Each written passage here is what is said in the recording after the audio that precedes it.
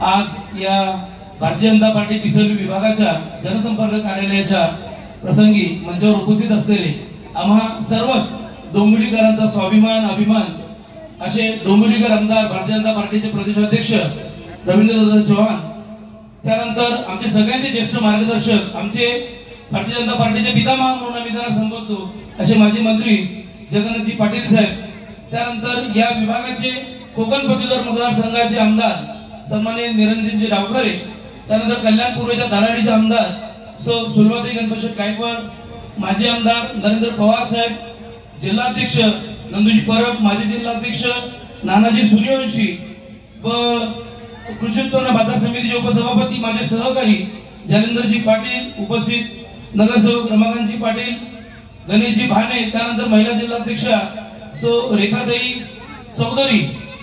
दादा खरं तर फार ऑलरेडी उशीर झालाय, दुसऱ्या कार्यक्रमाला पण आपल्याला जायचंय. खरं तर ग्रामपंचायत काळापासून या भागामध्ये आम्ही दादा प्रचंड काम केलं.